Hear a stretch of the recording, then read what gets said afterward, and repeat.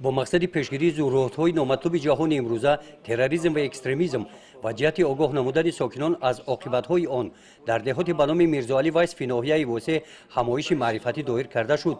در این همایش رهبران بخش و شعبه‌های مقامات اجرایی حاکمیت دولتی ناحیه، رهبران مقامات‌های حفظ حقوق، کارمندان جماعت دهات، اعضای کمیته‌های محله، دیرکتوران مؤسسه‌های تعلیمی، رهبران اتحادیه دینی اشتراک نمودند.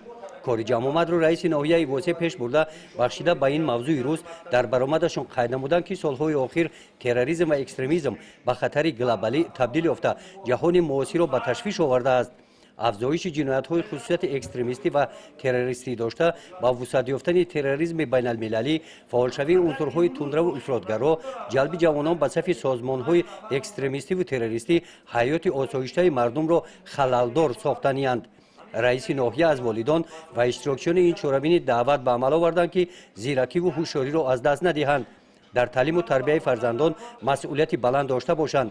طلبات‌های قانون جمهوری تاجیکستان درباره مسئولیت پدر و مادر در تعلیم و تربیت فرزندان در جمهوری تاجیکستان را حتما رعایت نموده فرزندان را در روحیه خویشتن‌شناسی، وطن‌دوستی، احترام گذاشتن به ارزش‌های ملی تربیت نمایند. همین گونه همایش در دهات به نام خدایا رجبوف و دهات گلستان دایر کرده شد. تاکید گردید که آزادی و استقلالیت دستاورد بزرگترین و غایه مقدس ملی بوده، با وجود مشکلات‌های جای داشته برای حمایت و پایدار و استوار ماندن آن من بعد نیز ما تمام سعی و کوشش خود را روانه می‌سازیم و این نعمت بزرگ ملتمان را چون گوهرک چشم احتیاط و حفظ می‌نماییم. گزارش خواجه نظریف خدای نظر ظهوروف از ناحیه واسع برای برنامه اطلاعاتی نوید.